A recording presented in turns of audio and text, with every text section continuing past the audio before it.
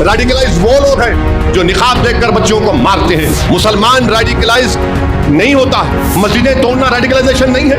Radicalise वो लोग हैं जो ट्रेन में दाढ़ी देखकर उनको पीटते हैं, मारते हैं। रेडिकलाइज वो लोग हैं जो मॉब लिंचिंग करते हैं।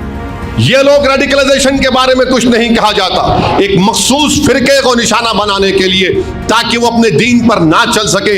याद रखो, तुम्हारी ये हरकतें, तुम्हारी ये तमाम पॉलिसियां कुछ काम नहीं करेंगी। मुसलमान रेडिकलाइज नहीं होता है। हाँ, जो लोग होते हैं उनका ताल्लुक दीन से नहीं होता है। हम कह रहे हैं कि जमहूरियत के दायरे में रहकर अपने हुकूक की लड़ाई लड़ेंगे। मस्जिदें तोड़ना रेडिकलाइजेशन नहीं है। मस्जिदों को दूसरी इबादतगाह में तब्दील करना रेडिकलाइजेशन नहीं है। और एक अमन के रास्ते में, इंसाफ के रास्ते में अगर कोई ये कहेगा कि नहीं नहीं लॉ एंड ऑर्डर खराब हो जाएगा, लॉ एंड ऑर्डर अगर खराब होगा तो इंसाफ नहीं मिलेगा क्या? इंसाफ नहीं मिलेगा क्या? बताओ फिर हमको। एक अजीब गरीब बात है। और आखिर में आपसे अपील कर रहा हूं, पूरे तेलंगाना में ये बात सामने आ रही कि बारिश नहीं हो रही।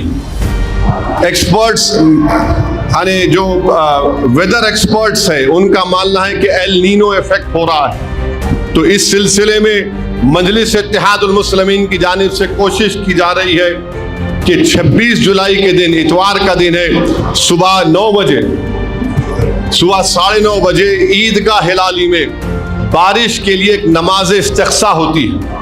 माने तमाम लोग जमा होते, इस ईद की नमाज में हम जमा होते, सब लोग जमा होते हैं और इमाम साहब का खुतबा होता है, फिर उसकी नमाज होती 2 रकात। उसका एक तरीक़ेकार है, कितने तकबीरात पहली रकात में, दूसरी रकात में। फिर उसके बाद इमाम साहब जो है अपने कपड़ों को पलटा कर पहनते, माने जो जुब्बा है पलटा कर पहनते और हाथ नीचे रखकर दुआ करते हैं अल्लाह से कि अल्लाह तू बारिश को नाजिल फरमा दे, क्योंकि बारिश ज़रूरी है।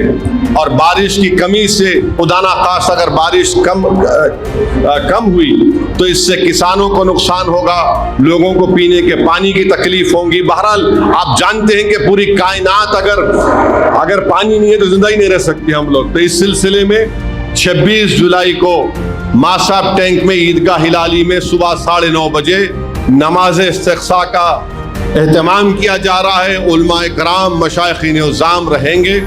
मेरी आप तमाम से अपील है कि आप उसमें शिरकत करिए। और मैं मजलिस इत्तेहादुल मुस्लिमीन के अज़ला के ज़िम्मेदारों से भी अपील कर रहा हूँ कि वो अपने अपने मुकामात पर उलमाए कराम से मशवरा करके आप वहाँ पर भी नमाज इस्तिग़्सा का एहतमाम करिए।